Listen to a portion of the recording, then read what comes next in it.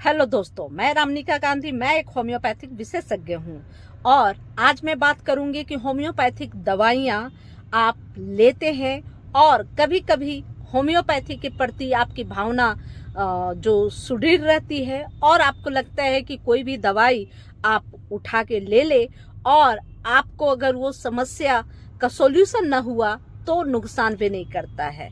ऐसी बात नहीं होती है।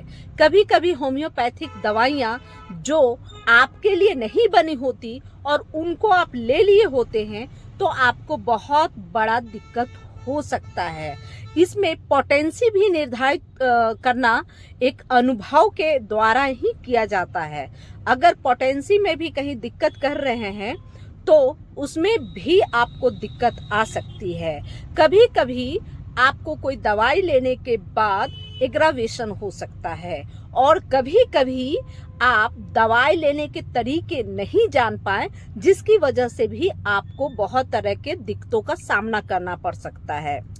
इसलिए जब भी आप होम्योपैथिक दवा ले तो किसी अनुभवी चिकित्सक के संपर्क में आके ही ले।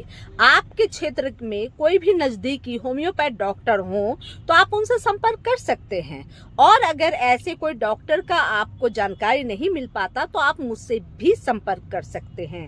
मैं ऑनलाइन भी आपको हेल्प कर सकती हूँ और साथ में आप मेरे क्लिनिक पे भी आ सकते हैं। पूरा एड्रेस आपको डिस्क्रिप्शन बॉक्स में दिया जा रहा है। अब बात कर लेते हैं कि बहुत सारी होम्योपैथिक दवाइयां हैं जिसके अलग अलग नियम हैं लेने के लिए। अब जैसे ओहिम्बिनम एक मेडिसिन होती है, ओहिम्बिनम मेडिसिन को एक अलग तरीके से लिया जाता है और इसके लिए आपके जो होम्योपैथ अनुभवी डॉक्टर होते हैं वह निर्धारित करते हैं कैसे आपको देना है।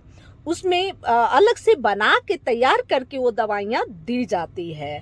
यह नपुंसकता व अनिद्रा के लिए यह प्रयुक्त किया जाता है। उसके अलग सिम्टम होते हैं और इस दवाई को उन लोगों को दिया जाता है जिनके शरीर में किसी प्रकार का इन्फ्लेमेशन यानी कि सूजन ना हो और दूसरी बात कि उनको स्टमक का कोई समस्या ना हो।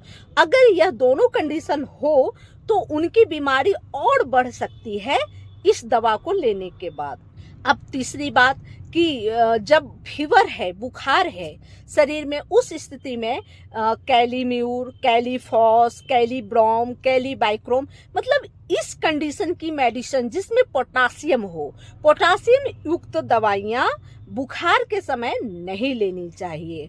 वह आपको बीमारी बढ़ा सकती है, तकलीफ दे सकती है। बहुत सारी दवाइयाँ जैसे गैरफाइटिस, सल्फर वगैरह वगैरह बहुत सारी दवाइयाँ हैं जो अगर पोटेंसी सही से निर्धारित नहीं की जाए तो वह इंक्रीज कर सकती है, उसमें एग्रावेशन हो सकता है। बहुत सारी ऐसी दवाइयां हैं जैसे लाइकोपोडियम। बहुत सारे चिकित्सक, होम्योपैथ चिकित्सक भी उसको बोलते हैं कि सुबह दोपहर शाम ले ले, लेकिन ऐसी बात नहीं होती।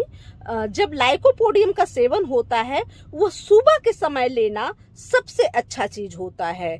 जब यह शाम को 4 बजे के बाद अगर ये दवा लेते हैं तो आपका जो समस्या है वह सिम्टम मैच करने के बावजूद भी अगर शाम के वक्त यह दवाई उपयोग में लाते हैं तो आपका एग्रावेशन हो सकता है, तकलीफें बढ़ सकती है। ब्रोनिया एक ऐसी दवा है। ब्रोनिया सर्दी, खांसी, जुकाम और बहुत तरह के ब्रोंकाइटिस वगैरह, दर्द वगैरह सब में इसका उपयोग होता है। लेकिन अगर ब्रोनिया को लेने के बाद अगर कच्चे फल, सलाद, चटनी वगैरह वगैरह, जूस वगैरह ले लेते हैं तो आपकी बीमारी एग्रावेशन कर सकती है, बढ़ सकती है, आपकी तकलीफें बढ़ सकती है ब्रोनिया लेने के बाद। अब उसके बाद रेस्टॉक्स का बात कर ले तो रेस्टॉक्स लेने के बाद अगर ठंडे पानी से आप स्नान करेंगे तो संभवतः आपकी बीमारी फिर एग्रावेशन करेगा, बढ़ जाएगा और फिर रेस्टॉक्स उसी पोटेंसी में दोबारा जब लेंगे तो वह काम कम करती है। और अपनी चिकित्सा के लिए किसी अच्छे होम्योपैथिक अनुभवी डॉक्टर से जरूर संपर्क करें और तब जाकर अपना ट्रीटमेंट कराएं। ऐसा अगर आपके अंदर धारणा है कि होम्योपैथी कोई भी कभी भी किसी भी तरह से ले सकता है बिना ज्ञान अर्जन किए, तो यह संभव नहीं है। इसके लिए एक अनुभव की जरूरत होती है, और अनुभव अगर है, आपने अध्ययन किया है, पूरी तरह से दवाई के विषय में जानकारी लिया है, तो आप इसका सेवन जरूर कर सकते हैं किसी भी वीडियो को देखने के बाद।